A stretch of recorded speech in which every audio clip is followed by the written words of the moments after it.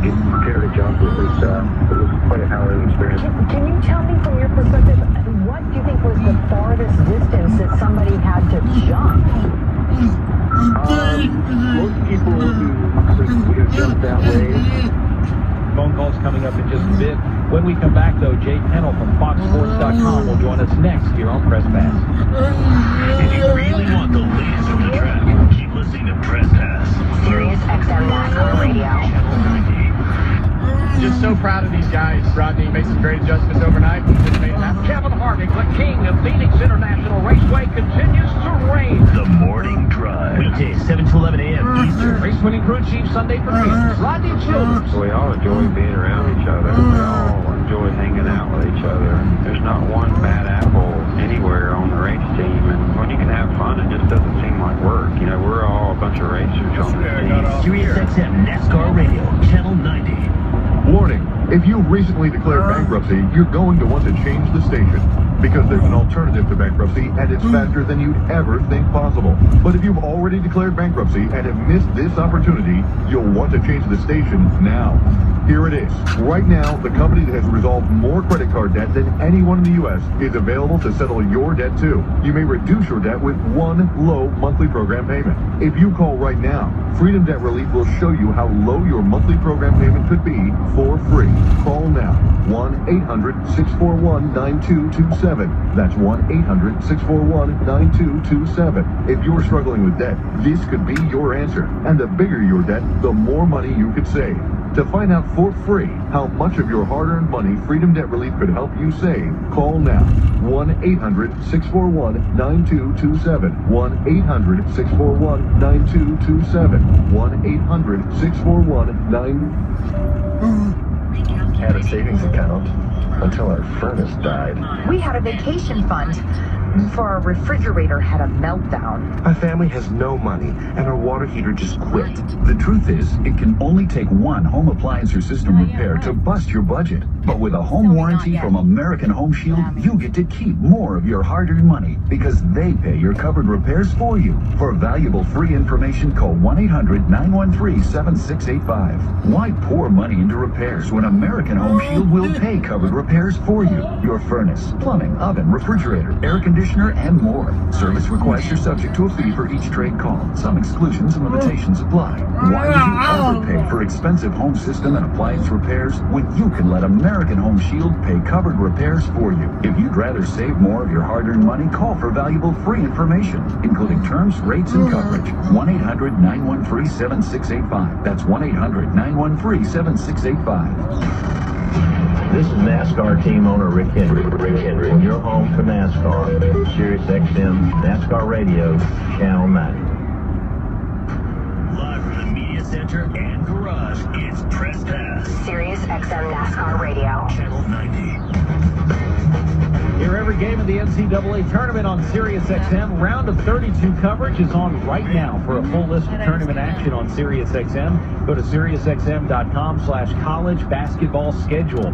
Welcome back to Press Pass. Brad Gilley along with Jeff Gluck from USA Today. Round 2 qualifying for the Xfinity Series is about wrapped up. Eric Jones, Kevin Harvick, Brad Keselowski, Regan Smith, Daniel Suarez, Brendan Gaughan, Brian Scott, Austin Dillon, Denny Hamlin, Ryan Reed, Kyle Larson, and Chase Elliott will be the top 12 drivers going for the pole for today's race. That coverage from the Motor Racing Network kicks off here on SiriusXM NASCAR Radio, 3:30 Eastern Time. Right now, though, Jeff and I are going to go to the hotline and check in with our good friend Jay Pennell from FoxSports.com, who is joining us. What's going on, Jay? Thanks for coming on, bud. Hey, thanks for having me. I hope everything's treating you all well out in sunny Southern California. It is for me. I mean, I can't complain. As long as there's no earthquakes or anything, I think pretty good out here.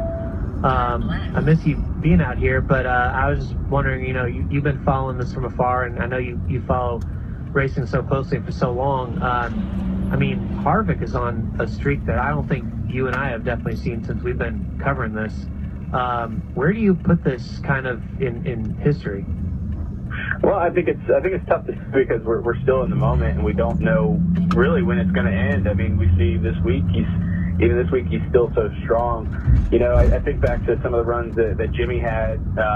You know, when he was winning his championships and he won 5 in a row. and the dominant performances he would have and the streak runs that he would have. But, just like you said, the pure dominance of just practice and, nearly all race long, and it's really impressive. And then to see this weekend, to see Kurt Busch come out in a team car and essentially do the same thing that Harvick's been doing the last few weeks, that's been really impressive as well. In terms of history, you think back to some of the runs that Jeff Gordon had in the early 2000s and late 90s, things like that. It'll be interesting to see as the West Coast swing ends and we head back to the East Coast and hit some other different tracks, how Harvick adapts to that and whether or not this streak really does continue. And if it does, it's going to be up there with some of the most impressive. Yeah, it absolutely is. Jay Pennell from Fox Sports is joining us now here on Press Pass. Let me ask you about this, Jay, because, a lot of people have talked about, hey, Jeff Gordon's gotten off to a slow start. In fact, he finally got back up into the top 30 in Sprint Cup Series point standings. Or even we were talking about this earlier when Bob Pockris was on with us about Carl Edwards and his start with Joe Gibbs Racing. But those are just a couple of guys that I look at and think, if you're just looking at the results, you're missing the whole story there, because Gordon has won a couple of poles this year. He's had a fast car. He's led laps, but circumstance has really kept him from having good finishes, and in some ways the same with Carl Edwards as well. Your thoughts on drivers that maybe aren't necessarily getting the finishes, but, we might be talking about it when it comes to playoff time.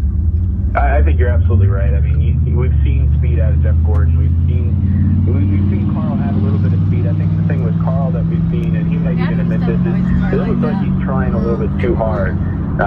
Maybe there's some added pressure there of switching teams and trying to follow up what Matt did when he switched over from Roush to Gibbs. It seems like he's trying a little bit too hard. But I think these guys are definitely in a talk for the chase. And once we get into the thick of the season, summer months, these guys are gonna overcome their early season setbacks.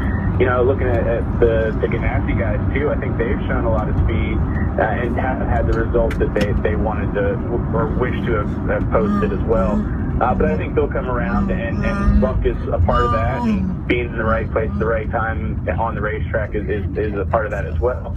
But then I look at a guy like Tony Stewart. His team cars are running well. I mean, obviously, Harvick's on his streak, and we've seen what Kurt has done the last 2 weeks.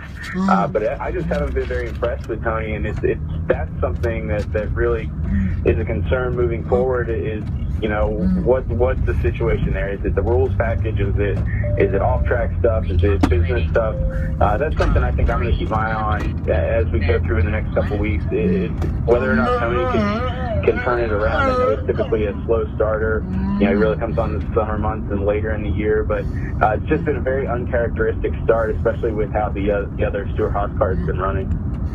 So what do you make of the whole Greg Biffle comment yesterday when he, after qualifying, was like, we're dying a slow death talking about Roush Fenway Racing? I think he's saying what a lot of people are thinking.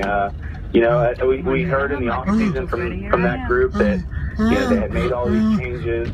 They brought in folks like Mark McCardle and beefed up their engineering, folks that had been around for a long time, and everybody was all happy-go-lucky and optimistic, and then the reality of the season hit, and not much has changed.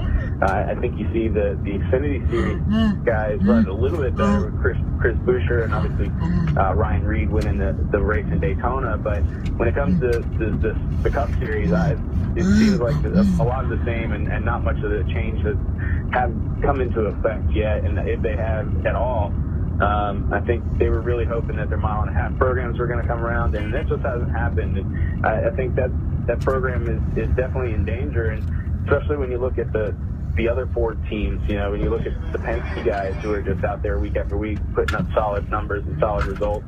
And if I were Greg, I'd be frustrated too. I mean, you were in a contract last year. You signed on to lead this organization, and it doesn't seem to be going anywhere. And that's got to be frustrating for him behind the wheel. Now, how long, Jay, do you think that they can maintain this? Let's just say they don't have any measured improvement in performance before they have to change something. I think if you get to the middle part of the season and you're still running, 15th on back, Want his ID and back there? It's his. Qualifying results or solid finishes, you're going to have to look at making major changes again within the team. And I don't know exactly what that is, whether it's shuffling the crew chiefs, shuffling engineers. It seems like what they focused on leading into the season was, they were building cars wrong last year. One of the things that Biffle was saying was, Thank you very much. Have a good day. It's like building a foundation to a house. If you build one thing wrong in the beginning, the whole thing's going to be messed up. And it seemed like they had sort of moved in that direction in the offseason. They were confident that they moved in the right direction. But if this continues through till the middle part of the year, till we get to maybe Daytona in July, they have some major issues that they're going to have to work out. And, I guess if we knew what those were, we'd all be working on the racing side of things and not the media side of things. Yeah. The races here the last few years have been among the best. And now they just announced a sellout. There's so many different factors that I guess you could point to. I mean, they did reduce seating by like 25,000 seats or so. Come on, buddy, the asphalt's wearing out. They went down to one race here instead of two. I mean, what do you think is like the primary factor of why fans have started coming back to this race in droves? Well, I think it's a mixture of the racing that we've seen there. As you said, the track surface warrants like 2, 3, 4 ride racing throughout the entire race. I think it's some of the most visually impressive racing that we have. And, the cars bounce down the backstretch over the bumps, and then they go into 3 and 4, and they span out 3 and 4 wide. I think visually that is very